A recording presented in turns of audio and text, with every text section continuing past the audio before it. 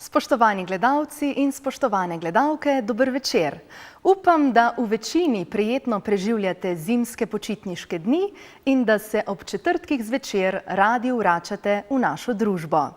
Kot sem napovedala že ob koncu prejšnje oddaje, bomo nocoj vzeli podrobnogled motnje srčnega ritma. V naš studio sem povabila predstojnika oddelka za kardiologijo in angiologijo UKC Maribor, z menoj je docent dr. Hussam Franjo Nadži, doktor medicine, specialist, internist. Dober večer. Dober večer. Dobrodošli v naši oddaji Halo zdravnik, pa predlagam, da kar začnemo z današnjo tematiko. Za dober začetek bi vas prosila, da definirate motnjo srčnega ritma in nam poveste, če jo lahko imenujemo tudi kako drugače. Torej, dober večer, še enkrat. Torej, en klasičen izraz za motnjo ritma je aritmija. Sicer aritmija dobesedno pomeni odsotnost ritma, v bistvu ni pravi izraz, če bi gledali strogo latinsko, ampak se je nekako prijel, ne samo pri nas v svetu, in s tem, pod tem pojmom pojmujemo vse motnje srčnega utripa, ki jih ljudje zaznavajo in ki jih mi obravnavamo in zdravimo. Zdaj, kaj dejansko pomeni aritmija oziroma motnja srčnega ritma? Zdaj, kot vsi verjetno vemo in čutimo, ker vsi imamo vsak svoje srce, brez njega se ne bi dalo živeti. Srce je pač en tak ritmičen organ, ki deluje v enem svojem ustaljenem ritmu, enakomerno, neke vrste naš hišni metronom, in se prilagaja našim potrebam. Kadar pa recimo ta ritem nekaj zmoti, neka srcu lastna okvara, napaka ali pa morda tudi kak dejavnik izven srca, se pravi iz telesa ali od zunaj, in pride do nepravilnega utripanja srca, ki je bodisi neenakomerno ali pa električno gledano nepravilno, kar se mogoče vidi samo na EKG posnetku, pa bolnik tega niti ne občuti, takrat pa potem govorimo o motnji srčnega ritma. Kateri pa so najpogostejši vzroki, da sploh pride do motenj srčnega ritma? Ja, zdaj, vzroki so različni, ker je tudi motenj ritma veliko. Zdaj, zdravniki v bistvu vse stvari radi predalčkamo in potem tudi motnje ritma predalčkamo glede na to, v katerem delu srca nastajajo. Drugo predalčkanje je potem glede na to, ali gre za take motnje ritma, ki pospešuje, ki so hitrejše od običajnega ritma srca, ali gre za takšne motnje, ki upočasnjujejo srce, da je srce naenkrat bije izrazito prepočasi. In glede na vse te vzroke so potem tudi dejavniki različni. Potem jih lahko razdelimo tudi na čas nastanka. Ene motnje ritma so pogostejše pri mlajših, druge pri recimo starejših, ene so pri zdravih, druge so pri takšnih, ki imajo že neke pridružene okvare srca.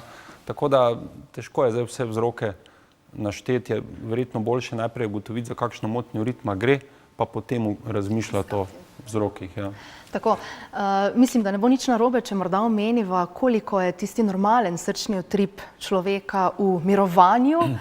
Se pravi, da dava neke osnovne okvire, od kjer se bova gibala. Ja, torej, okoli 60, recimo, a pa rečva tam nekje od 50-60 utripov na minuto v mirovanju, pa do 90-100 v mirovanju.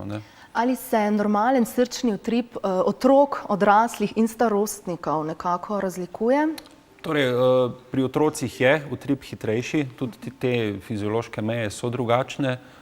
Se pravi, otroci lahko imajo hitrejši utrip, bliže, ko pa so potem nekemu zrelemu, torej polnoletnemu obdobju, bolj se to območje približuje in se na koncu tudi izenači z območjem, ki je značilno za starejše, pač za odrasle ljudi. Kar se pa tiče odraslih posameznikov, pa je zaenkrat v bistvu so ti okviri enaki, ne glede ali smo stari 18 ali 80. In če spregovoriva še o značilnih kliničnih znakih, katere bi izpostavili in kako vse jih lahko občutijo bolniki, kadar gre za prisotne motnje srčnega ritma? Ja, torej, ob aritmiji bolniki čutijo en simptom, ki mu rečemo, pri nas pa tudi pač nekako se uporablja izraz palpitacije, torej gre za nekakšno preskakovanje v prsih. To je tisti nek osnovni občutek, da je nekaj narobe in to je ta glavni simptom, ki recimo posameznika ali pa bolnika, niti ne vemo, če je bolnik v tej fazi, ampak ki posameznika pripelje v ambulanto in potem ga peljemo skozi nadaljne preiskave. Seveda pa so simptomi lahko tudi drugačni, ne. Recimo zelo je odvisno od tega, ali gre za suhega posameznika ali morda bolj dobro urejenega, močnejšega. Ne. Ja. Pri suhem se pač vsi utripi srca dosti boljše, suhi ljudje jih bolje zaznavajo, bolje čutijo, ne. Dočim pri močnejših ljudeh, ki imajo veliko maščobe, pa je srce tudi varno obloženo z maščobo, pa morda teh aritmij sploh ne zaznajo ali ne čutijo. Seveda včasih lahko sočasno ob razbijanju ljudje opažajo tudi občutek težke sape, ne, ker če srce naenkrat podivja, pa začne utripati recimo z neko hitrostjo 150 udarcev na minuto, je to podobno, kot če bi tekli, ne, res hitro tekli in jasno, da je potem tudi zraven občutek, kot da težko dihamo. Včasih se lahko pridruži tudi kakšna bolečina v prsih, tesnoba. Možne so pa seveda ob teh nevarnih motnjah ritma, ki so sicer dokaj redke, ampak pa je seveda možna tudi izguba zavesti, se pravi omedlevica, ne, in tudi zastoj srca, ne, se pravi v bistvu nenadni srčni zastoj, ne. To je pa tista najhujši znak ali oblika, ki se izrazi ob nastopu motnje ritma. Najpomembnejša diagnostična metoda pri motnjah srčnega ritma je zagotovo EKG, ki ste ga omenili že prej. Kako poteka takšen pregled, morda če kateri izmed naših gledalk ali gledalcev tega še v svojem življenju ni dal skozi, in kaj vse lahko strokovnjaki na podlagi slednjega ugotovite? Torej, EKG je v bistvu ena taka zanimiva metoda, ki je že zelo stara in arhaična. Mislim, da je stara že več kot 100 let, ampak še vedno je v bistvu neverjetna preiskava, ki nam da en res zanimiv pogled v srce. Ne, sicer gre morda za nekoga, ki se na EKG ne spozna, vidi v tem le kup nekih črt, ne, ki pač potekajo nekih oscilacij, ampak dejansko gre za, če pač uporabim, če sem malo metaforičen, v bistvu tridimenzionalni električni pogled v srce. Ne, mi recimo, ko interpretiramo EKG, vidimo srce pred sabo v 3 dimenzijah in potem nam pač vsi ti odvodi lahko pokažejo, kako električni impuls poteka po srcu, ne, kje se začne, kako se potem širi skozi celotno srce in kje se konča. Sicer pa je takšen pregled, predvidevam, da za bolnika ne boleč? Seveda, ne, morda je včasih bil, ne, ampak v bistvu to je neboleče, to v bistvu samo merimo to srcu lastno električno aktivnost, ne, ki je sicer nekje v milivoltih, ampak s pomočjo vseh teh ojačevalcev in načinov merjenja se da to potem ustrezno prikazati pač na zapisu. Ali lahko na motnje srčnega ritma vplivajo tudi spremembe v koncentraciji elektrolitov in kako se to kaže? Ja, seveda, ne, tu v srcu gre za cel sklop dogajanj, ki privedejo do tega, da se srce skrči. Ne, prvi sklop je vsekakor nek živčni impuls in ta potem sproži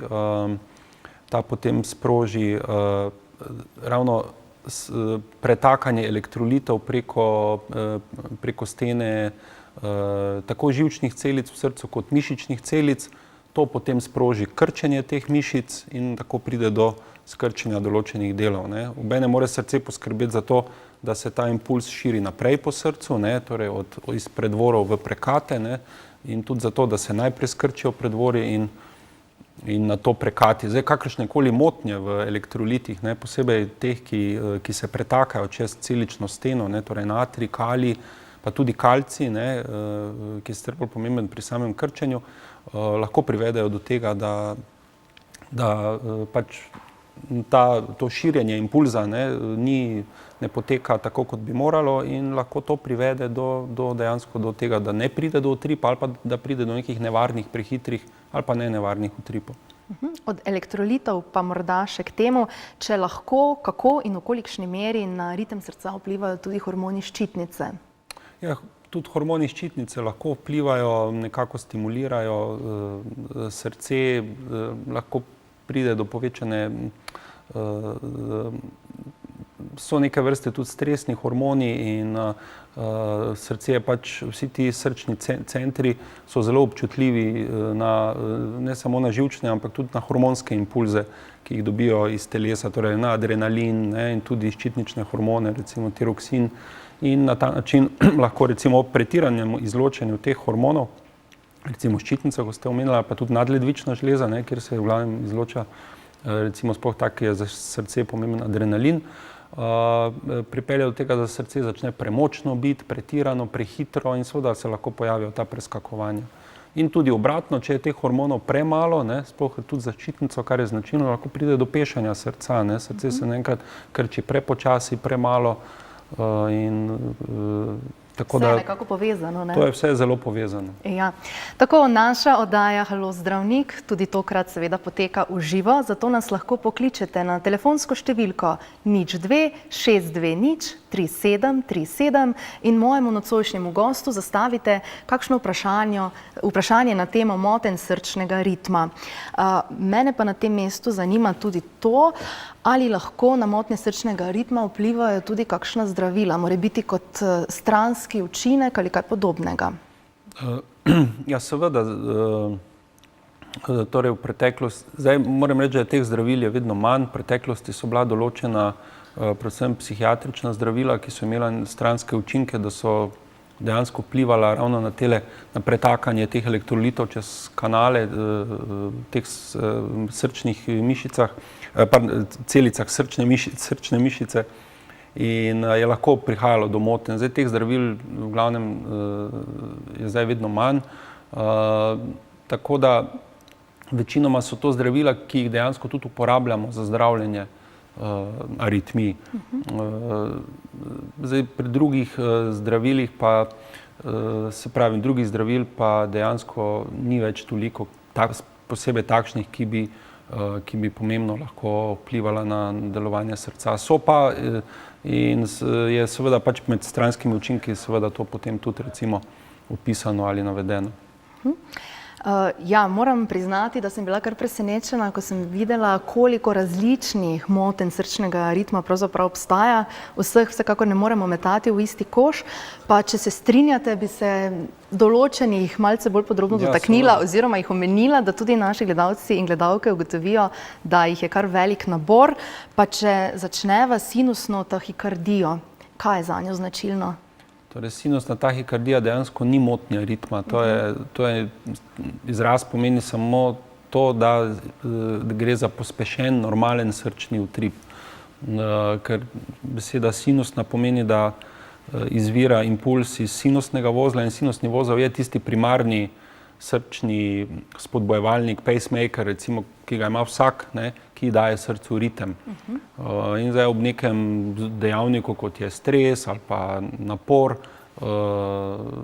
pride do tega, da začne sinusni vozel naenkrat dajati hitrejše impulze, ne, in to potem privede do sinusne tahikardije. Ne gre pa za motnjo kot tako. Kaj pa sinusna aritmija?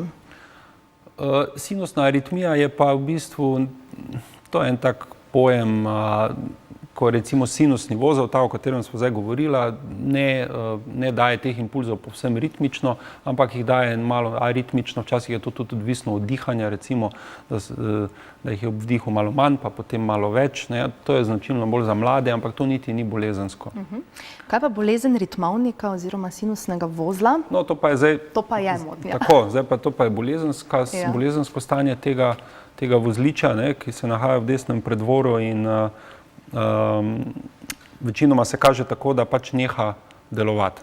Ponavadi je to pri starejših ljudeh, nekako odpove in naenkrat ni tistega stimulusa, ki bi recimo spodbudil celotno srce, da se skrči. Seveda potem srce ima cel kup drugih mehanizmov, kar naenkrat se tudi druga tkiva, drugi vozliči v srcu vzdramijo in začnejo sami prožati neke impulze, ki pa so ponavadi precej bolj počasni kot pa tale ritem, ki ga daje sinusni vozel, ki je, kot sva že prej rekla, tam od 60 pa do 100 mirovanju. Če nadaljujeva sinusno bradikardijo? Seveda, tako kot je tahikardija prehitra, je prepočasna in sinusna bradikardija pomeni, da je utrip nekje pod 60 na minuto, ampak tisto, kar je klinično torej pomembno za posameznika, predvsem če je nekje 50 pod minuto. Tudi to ni nujno bolezensko stanje, recimo sploh pri mlajših, pri športnikih, pogosto zasledimo sinusno bradikardijo v mirovanju. Takšno, recimo srce športnika je drugačno, je prilagojeno na te velike napore in v mirovanju počasno kot pri, ne vem, pri kakšnem slonu, recimo, kot tudi 20-30 udarcev na minuto, se pa potem vsekakor prelevi v izreden motor, recimo ob nekem naporu. Če nadaljujeva s sinuatrijskim blokom? To je neke vrste, to je drug izraz za bolezen sinusnega vozla. Ja. Pomeni, da je ta sinusni vozel sicer odda neke impulze, ampak so prešibki, da bi vzdražili okoljno mišično tkivo v preddvoru. Se pravi, to je sicer kot nek svetilnik v megli, če si predstavljate, pa je luč prešibka, da bi se kamorkoli, da bi jo torej okolišne ladje videle. In to je v bistvu znak okvare tega sinusnega vozla in je pač kot tak spet pride do prenizkega utripa in to se potem rešuje z spodbojevalnikom v bistvu. Kaj pa sinusna pavza oziroma zastoj ritmovnika? Sliši se že bolj resno? Ja, to je spet podobno. To so različni izrazi za praktično za isto okvaro sinusnega vozla in včasih je ta terminologija tudi malo različna, od recimo nivoja medicine pa do tega, ali gre za laični jezik, strokovni jezik, pa tudi časovno se to spreminja z leti, vsakih par let pridejo neka nova navodila, nove smernice, kjer se ta nomenklatura posodablja, spreminja in to veliko izrazov za podobno okvaro. Potujoči ritmovnik?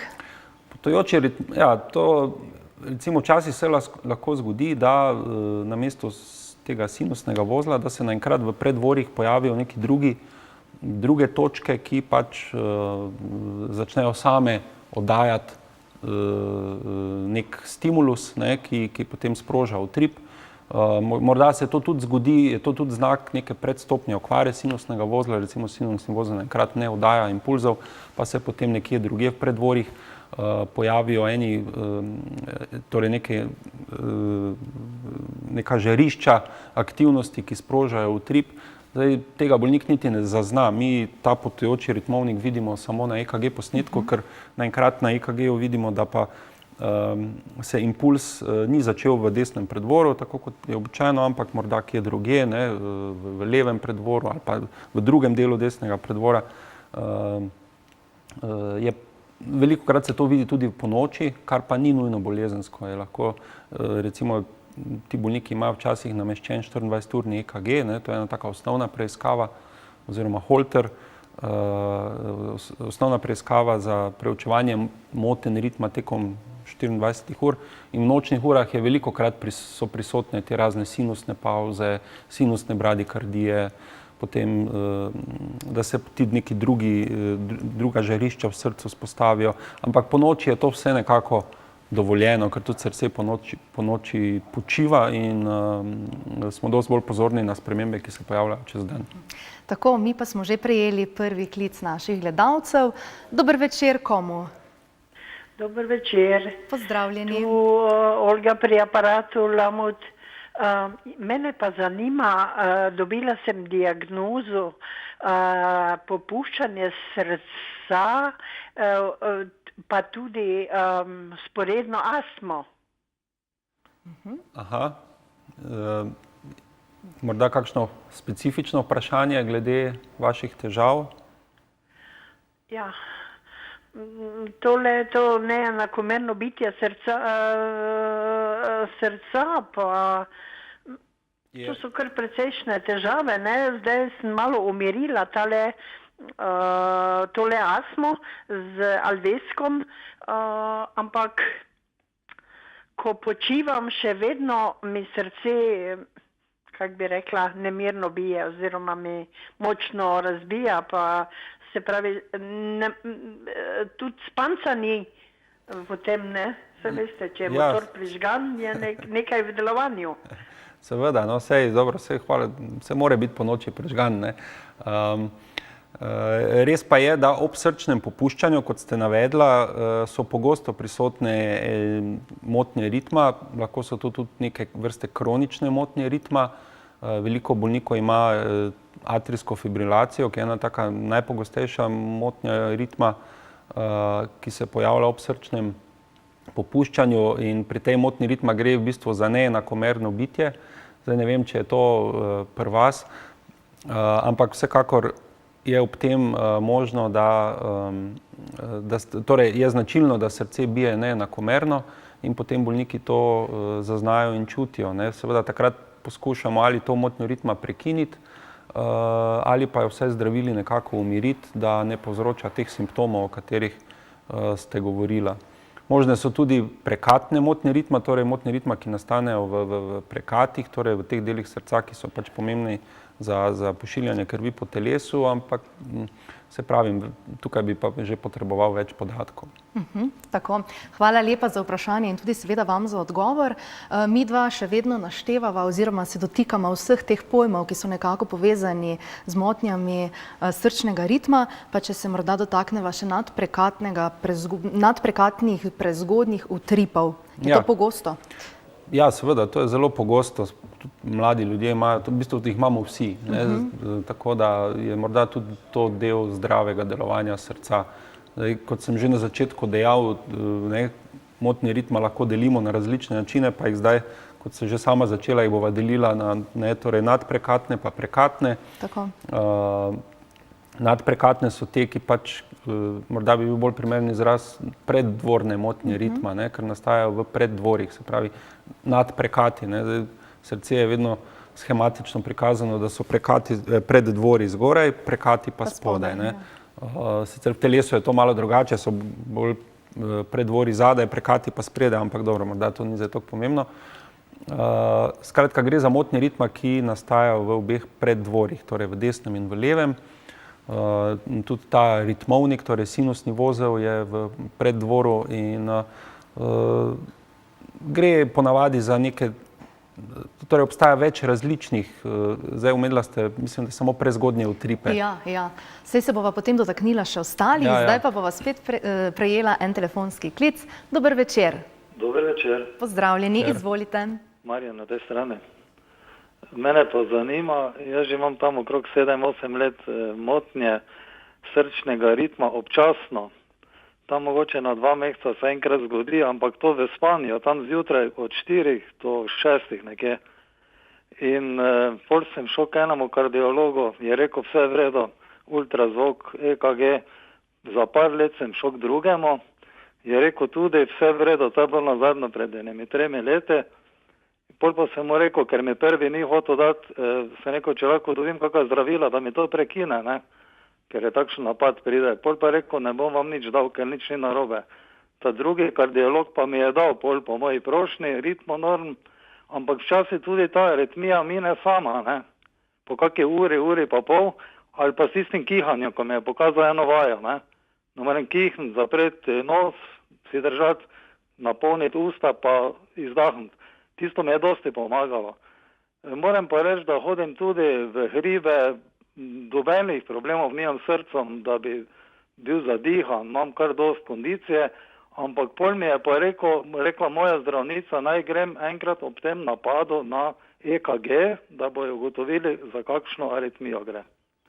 In jaz sem šel lansko leto novembra in mi je napravila EKG in je v izvidih nič posebnega, je pa diagnoza paroksizmalna atrijska fibrilacija. Zdaj pa ne vem, kaj to pomeni. Drugač pa vsi izvidi BP, kri mi je vzela kompletno krvno sliko, vse brez posebnosti, je rekla, terapija zaenkrat ni potrebna. Najlepša hvala za vaše vprašanje. Dr. Nadži. Ja, torej spet smo pri atrijski fibrilaciji, to je res sploh v srednjih ali pa zrelih letih najpogostejša motnja ritma. Torej,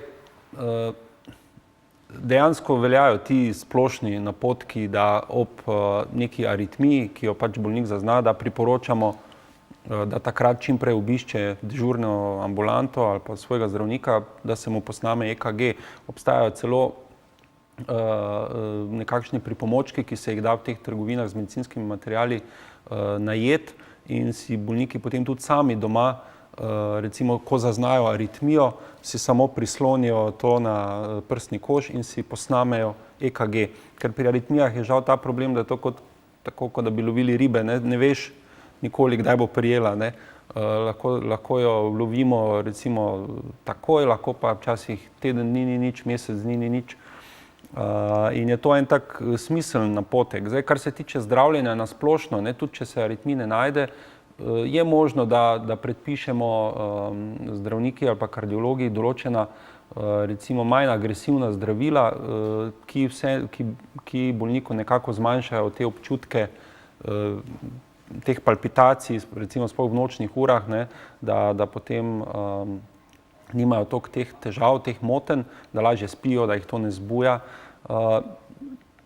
Če pa se zdaj dotakneva še atrijske fibrilacije, ampak se o tem bova tudi več kasneje, to pa je že ena malo bolj resna motnja ritma, katere glavna težava ni samo preskakovanje srca, ampak tudi to, da lahko v srcu nastajajo kakšni strdki, ne. In tu pri atrijski fibrilaciji, posebej pri starejših ljudeh, zdaj žal ne vem, koliko je gledalec klical star, ampak pri tistih nad 65 se vsekakor moramo zraven ob zdravilih proti motnjam ritma, moramo dodati še zdravila proti starjevanju krvi, zato da preprečimo nastajanje strdkov v srcu. Ker če v srcu nastane strdek, je to v bistvu dokaj nevarno za celoten žilni sistem, ker ga lahko odnese po ožilju, ne, ali v nogo ali pa v glavo in lahko pride tudi do možganske kapi. Tako da zdaj se nočem nikogar strašiti, ampak pri paroksizmalni atrijski fibrilaciji je pač treba biti nekoliko bolj pozorni in se z zdravnikom pogovoriti, ali je potrebna antiaritmična terapija in ali je potrebna terapija proti starjevanju krvi. Zdaj ste že kar nekaj povedali o atrijski fibrilaciji, pa me zanima, če bi lahko spregovorili še o atrijski undulaciji. Kaj imata skupnega in v čem se razlikujeta? Ja, obe sta torej nadprekatni motnji ritma, ne, če gremo nazaj v tisto najino klasifikacijo, torej nastajata v preddvorih, sta neke vrste sestri, ne.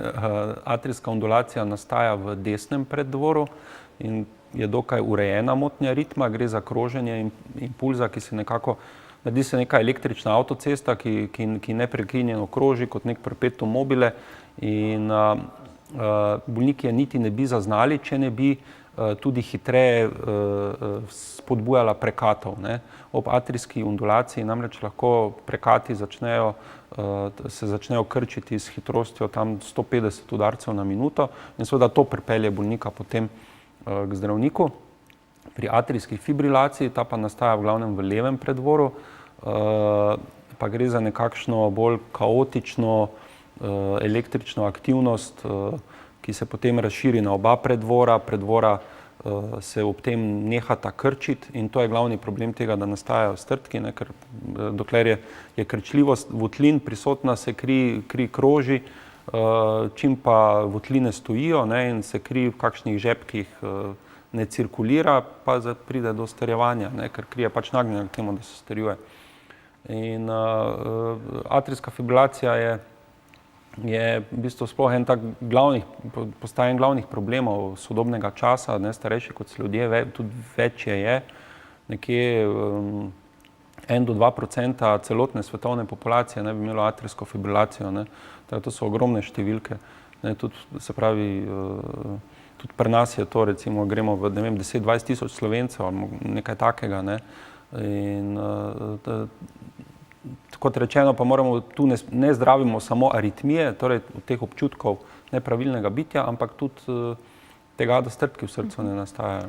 Pa če primerjamo statistiko te motnje nekoč in danes, je v porastu ali je vedno bila tako močno zastopana?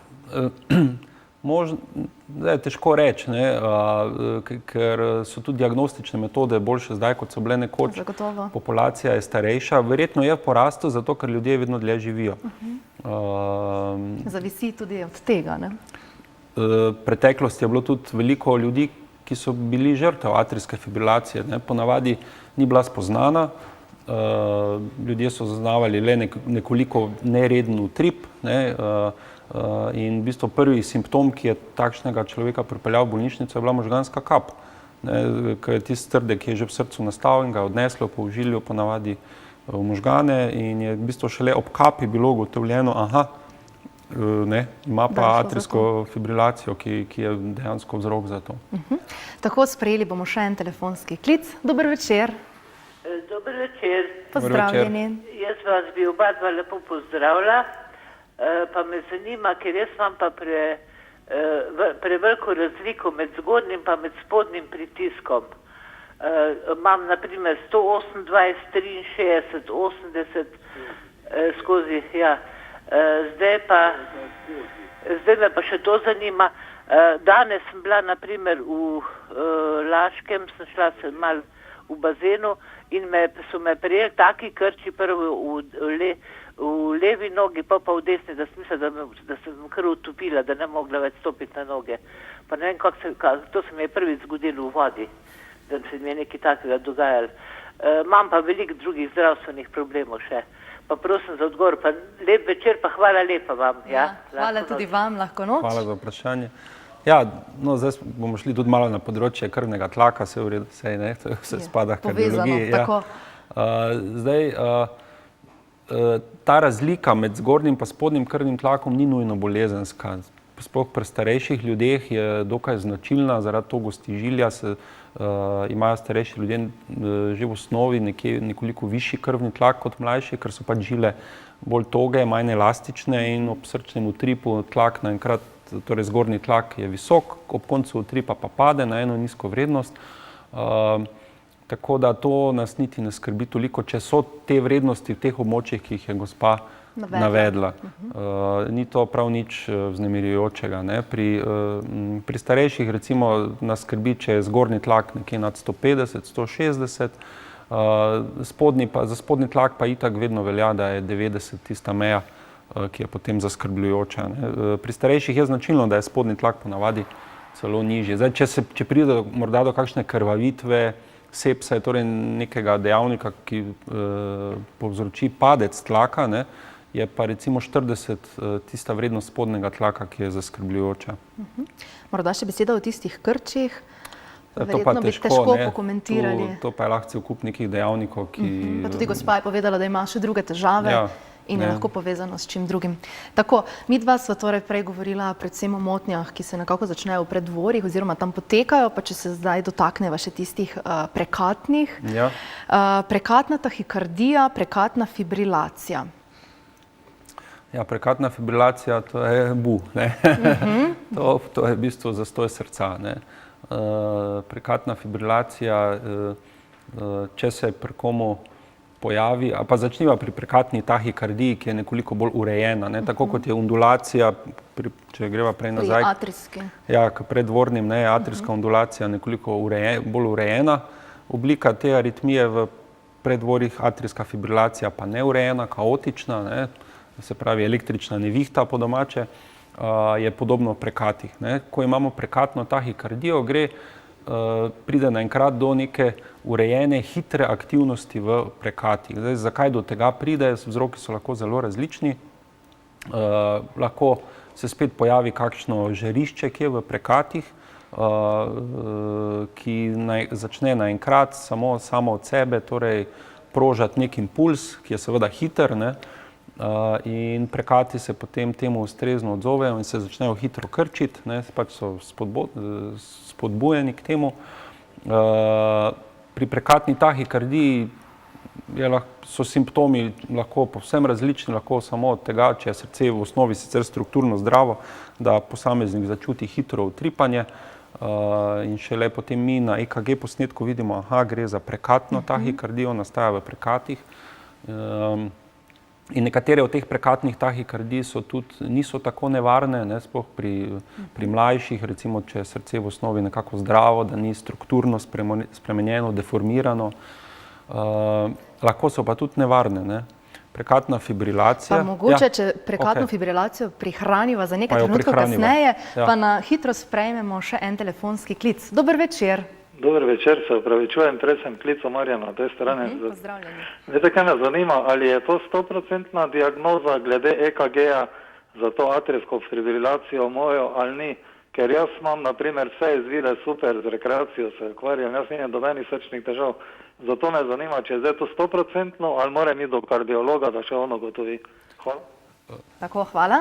Ja, torej, vsekakor je to treba potrditi, sploh če je nek dvom s strani kardiologa. Najlažje pač je potem ob pregledu seboj prinesti vse. Mislim, najboljše je, da se prinese vse, torej posnetke, EKG, zapise. Če je kakršnakoli dilema, potem ponavadi naredimo tale 24-urni EKG oziroma holter. Obstajajo tudi večdnevni holteri ali pa se morda uporabi tisto metodo, o kateri sem govoril prej, torej, da si gospod nabavi v bistvu tisti merilnik. Ja, in si posname EKG ob teh težavah. Zdaj, kot je rekel, je športnik, je rekreativec, ampak tudi to ni, tudi telesna aktivnost in atrijska fibrilacija se ne izključujeta. So celo neke korelacije,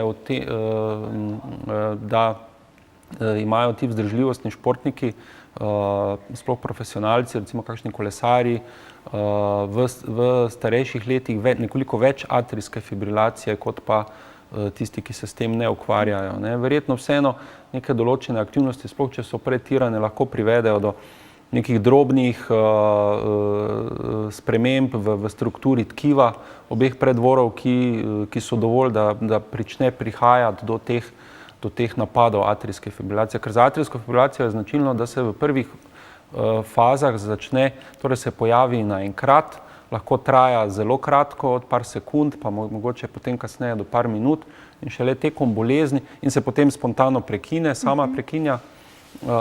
Tekom let pa potem so te epizode vedno daljše in pač pridejo v neko kronično obliko, tako da sploh več ni normalnega utripa, ampak to je ponavadi tam v 6., 7. ali pa 8. desetletju življenja. Za atrijsko fibrilacijo potem seveda mi tudi prekinjamo, jo zdravimo, sploh, če so težave takšne, kot je gospod navedel, pri nekom, ki je še aktiven in ga to zelo moti, te bolnike vedno več napotujemo na poseg na srcu, ki se mu reče ablacija, in pri kateri s katetri poskušamo požgati te točke v predvorih, ki prožajo te napade in na ta način ali bolnika ozdravimo, ali pa ga vsaj za 5 do 10 let rešimo teh napadov, ker že atrijska fibrilacija je taka, da se rada vrne. Tako da se da pomagati. Da se pomagati. Ja, hvala lepa za vaš odgovor. Mi bomo pa sprejeli še en klic. Dober večer. Dober večer. Pozdravljeni. Dober večer. Oba lepo pozdravim. Hvala. Jaz bi gospoda zdravnika prosila, če bi mi povedal, jaz tako težko diham in me ne pusti, da bi izdihnala. Kaj je to iz srca ali od pljuč? Ja, hvala za vprašanje. To je torej večna dilema, na katero se ne da preprosto odgovoriti samo na osnovi pogovora. Morda, če bi imel nekoliko več podatkov o nekih pridruženih boleznih, se pravi, če ima gospa recimo višji krvni tlak, zaradi katerega se dolgo zdravi, potem ali pa je morda že prebolela kak infarkt. To so neke bolezni, ki lahko do neke mere poškodujejo, okvarjajo srce in pride do srčnega popuščanja. Če pa recimo ima nekdo kronični bronhitis, astmo, je kadilec, potem pa je bolj verjetno, da so težave zaradi težav, torej zaradi česa, kar je narobe v pljučih. Včasih je pa tudi oboje, tako da neke osnovne preiskave in pregled, vse to mora biti narejeno, da se potem da ugotoviti, tako, kje je vzrok in kako to zdraviti. Tako, hvala za vaš odgovor. Torej, midva sva prej ostala pri prekatni fibrilaciji, pa bi vas prosila, če lahko tam tudi nadaljujeva. Ja, torej, prekatna fibrilacija je pa torej res ena izmed tistih res malignih ali zelo nevarnih, smrtno nevarnih motenj ritma. Pomeni namreč, da v prekatih ni normalnega kroženja impulza in s tem utripa, ne, se pravi skrčenja prekatov, ampak da pride do neke neurejene, kaotične električne aktivnosti po obeh prekatih. Zdaj, beseda prekatna fibrilacija v bistvu je električni opis tega, kar mi vidimo na EKG posnetku, oziroma kaj se električno dogaja v srcu, ampak tista nevarna posledica tega pa je, da se srce neha krčiti, ne. In če zdaj pri srcu oziroma možganih je tako, da če 3 do 5 sekund ni torej svežega dotoka krvi v glavo, pride do izgube zavesti. In še huje, seveda, če se to stanje nadaljuje, lahko pride do nepopravljivih okvar možganov in praktično kar vse to vodi v smrt. In prekatna fibrilacija je tudi, problem prekatne fibrilacije je v tem, da ko se pojavi, večinoma se ne prekine sama. Ne, zato je tako nujno, da so ljudje kolikor toliko osveščeni o pravilnih načinih oživljanja, kajti nekoga, ki se mu srce vstavi, je seveda potrebno takoj pričeti oživljati, pri tem je bistveno tukaj masaža srca. In štejejo sekunde, ne? Štejejo sekunde, umetno dihanje ni zdaj toliko pomembno, ne. Kot je masaža srca. Ja, ne, tudi če se ga ne daje, glavna je masaža, ne, ker z masažo dejansko se v bistvu mi od zunaj nekako stiskamo srce, da potem vsaj kolikor toliko skrbi za pretok krvi skozi možgane. Tako, mi bomo pa spet sprejeli še en klic. Dober večer. Ja, dober večer, Rusova pri telefonu. Jaz bi rada vprašala zdravnika, včeraj sem me rešil s peljuke in sem imela pritisk 227, 113 je bil. In tale ta spodnji je bil 113 isto. In so me tamle malo, so me zdravili, me nafilali, potem so me pa dali nevrologu, da je tam kaj narobe z glavo bilo, da ne bi prišlo do možganske kapi, ne. In pol so me dali še na slikanje, pa slika nič ni pokazala, ne. In tako, da so me pol kardiologu poslali, pri kardiologu sem bila tudi tamle, vse so naredili in nič nikjer niso najdli. A meni se tako vrti, evo ga, dan sem spet doma, ne, in spet mi skozi pritisk varira, ne vem, kaj bi tole bilo.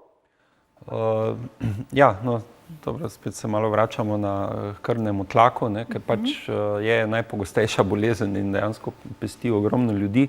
Zdaj, krvni tlak lahko variira, ne, tudi tako kot pri utripu so tudi pri vrednosti krvnega tlaka je neko območje, ki je območje normale, ne. Velikokrat bolniki pridejo pa rečejo, ja, zdaj pa je 130, 70, potem je pa 120, 60, potem je 140, 90, ne. Ampak krvni tlak ni nikoli konstanten, ne, ker to pač ni. Sicer je sistem nekako podoben kot recimo pri centralni napeljavi, ampak tam se da natančno nastaviti tlak in je potem ves čas enak. Tukaj pa je to vseeno, gre za živ organizem in telo ima določene mehanizme, ki vzdržuje tlak, ki pač mora biti prisoten, da lahko organi normalno funkcionirajo. Zdaj, večinoma so vzroki krvnega tlaka predvsem v togosti ožilja, ne, in to pride z leti.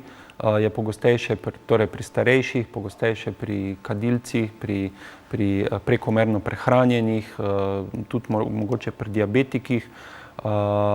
Seveda so še neki hormonski vzroki, ki so možni, ne, kot sva prej že omenjala, ščitnico, nadledvično žlezo, ampak v veliki večini primerov pa gre samo za to starostno togost žilja in tukaj so zdravila glavna, ne, in velikokrat bolnike predvsem učimo, da si sami znajo pomagati, da si izmerijo krvni tlak in tudi si sami prilagajajo odmerke zdravil, po potrebi recimo jemljejo kakšno zdravilo več ali pa kakšno zdravilo dodatno opoldan.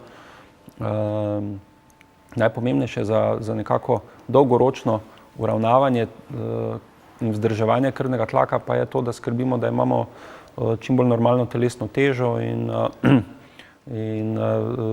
torej morda tudi nekoliko manjši vnos soli, pa tudi še sol ni toliko pomembna, kot so včasih o njej razmišljali, tako da pač skrb za nek zdrav način življenja, no, to je bistveno.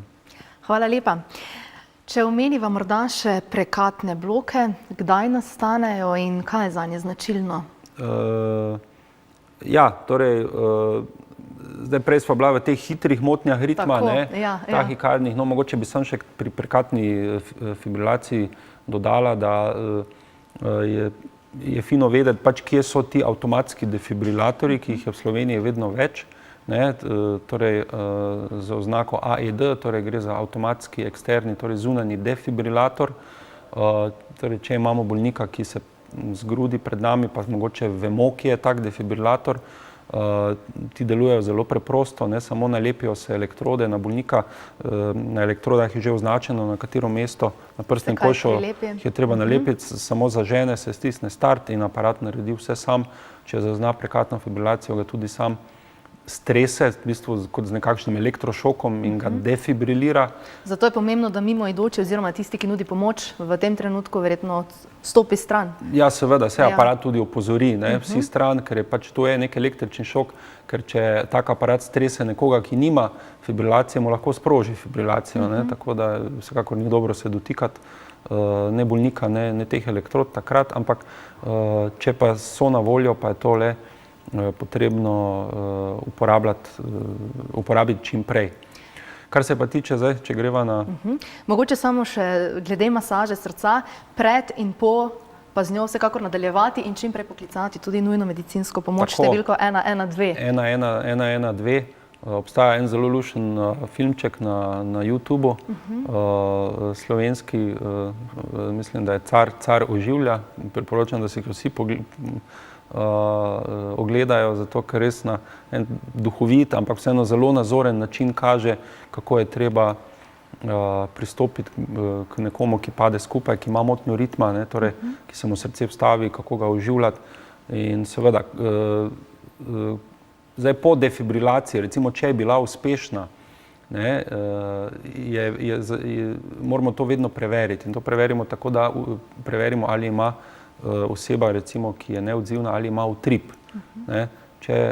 To je najlažje tako, da potipamo tole veliko žilo na vratu, in če je srčni utrip prisoten, potem tudi ne rabimo več oživljati, ker to pomeni, da se je motnja ritma ustavila in da se srce spet krči. Če pa utripa ne zaznamo, pa seveda moramo nadaljevati z oživljanjem. Tako. Mislim, da te informacije so bile ključnega pomena, morda bodo tudi komu izmed naših gledalcev pomagale. Ja, upajmo. Ja, torej midva pa sva torej ostala pri prekatnih blokih, je tako? Tako, ja, zdaj to pa je ta druga skupina bolezni, ki, torej prej sva govorila nekako o hitrih motnjah ritma, to pa so počasne motnje ritma. Pa morda pred temi počasnimi motnjami še en klic, če dovolite. Absolutno. Dober večer. Dober večer, Marija pri telefonu. Pozdravljeni. Ja, jaz bi pa samo vprašala, gledajte, mene zanima, ko enkrat pacient dobi zdravila za visoki krvni pritisk in za holesterol, če je to nujno za vedno. Hvala za vprašanje. Hvala. Načeloma je, ker ta zdravila dajemo ne samo zato, da znižamo krvni tlak oziroma krvni pritisk in da znižamo maščobe, ampak da preprečimo poškodbe organov in poškodbe srca, ki jih krvni tlak in povišene maščobe povzročata. Zdaj seveda, če recimo gre za nekoga, ki ima recimo visoke maščobe, ker se nepravilno prehranjuje ali pa ima prekomerno telesno težo, pa potem shujša, se spremeni stil življenja, se bolj zdravo prehranjuje, potem je vsekakor tudi možno, da se ta zdravila ukine, ampak v veliki večini primerov pa žal ni tako. Terapija ostaja. Sploh pa pri nekom, ki pa je morda že prebolel nekaj na srcu, kak infarkt, tam pa je to praktično nujno potem jemati doživljenjsko. Tako, hvala za vaš odgovor. Zdaj pa končno k najinim. K blokom. Tako, prekatnim. Ja. Torej, pri blokih v bistvu o bloku ponavadi govorimo, kadar gre za motnjo prevajanja med predvorji in prekati. Tam vmes je en drug vozlič, ki se mu reče AV oziroma atrioventrikularni vozel, in ponavadi, kadar pride do okvare tega vozla, pride do tega bloka. Se pravi, v predvorjih pride do nastanka utripa, oba predvora se skrčita električni impuls se pošlje v prekate, ampak tja ne pride. Ne? In prekati, nastane problem. tako nastane problem, ne? Predvora se skrčita, prekata se pa ne. Ne? In spet ima ta prekata neke svoje varovalke, ne? In se tudi sama pričneta krčiti, ampak z eno zelo nizko frekvenco, ki je ponavadi okoli 30 udarcev na minuto. To je nekje dovolj, da tak posameznik lahko živi, ne? Ampak zazna pa, da je nekaj narobe, ponavadi je prvi simptom omotica, včasih je tudi izguba zavesti in večinoma so te spremembe zaradi starosti, zaradi okvare tega električnega sistema v srcu in je potrebna vstavitev srčnega spodbojevalnika. V redkih primerih, v kakšnih okužbah, sploh pri ena taka značilna okužba je torej ta klopna borelioza, tam lahko to pride, pa potem tudi po torej antibiotičnem zdravljenju tudi izveni. Tako, mi pa imamo še en klic. Dober večer. Dober večer. Dober večer. Milica iz Šmarja kličem. Jaz zdaj poslušam tole vašo oddajo in sem si parkrat pritisk merila in imam enkrat nad 90, pa 117, pa 83, pa 135, pa tak naprej, da sem pa leta 2003 prvič imela aritmijo. Jemljem pa skozi tablete Ritmonorm, 3-krat na dan. Poleg tega za znižanje krvnega pritiska oziroma za rečene kardioverin jemljem, potem imam za amleso, za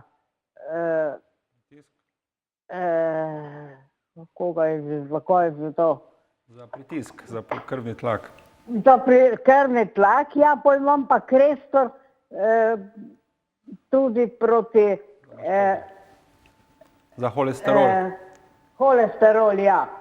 Zdaj me pa moti, pa tudi velikrat, ko si verim zdaj, ali je moj zamerjene pritiska, kaj narobe, velikrat imam nad 90. Tako da imam pa ponavadi, imam pa zgornji pritisk, imam pa tam okrog 135, 130. Ja. Zdaj sem se pa tule merila, parkrat krvni pritisk, pa enkrat imam nad 90, pa 117, pa imam 83 spodnega, pa imam 135 in tako imam vele, pa me le zanima, kaj bi to bilo. Tako, hvala lepa za vaš klic, gospa. Že prej ste govorili, da pritisk ni stalen, je res? Tako, pritisk niha in zdaj včasih je tudi morda ni dobro, da si ga res prevečkrat merimo, ne, se morda je bila zdaj gospa malo bolj stimulirana z našo oddajo in si ga je tekom oddaje večkrat zmerila. Je pa res, da če so prisotne neke motnje ritma, recimo sploh atrijska fibrilacija, je možno, da pritisk variira. Ker če so utripi neenakomerni, potem tudi so vrednosti krvnega tlaka lahko različne in lahko to deloma vpliva.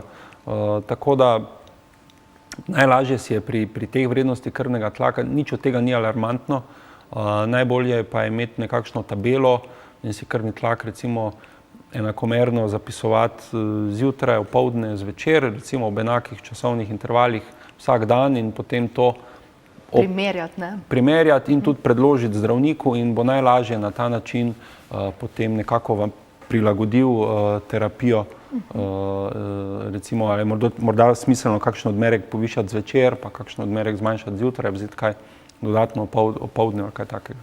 Tako, ura kar beži in beži, mi smo že skoraj pri koncu današnje oddaje, ampak vseeno menim, da so še stvari, ki so pomembne, da jih nocoj povemo.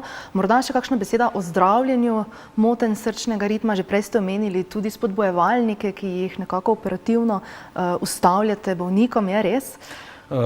Ja, seveda, glede na motnjo se pač odločimo za obliko zdravljenja.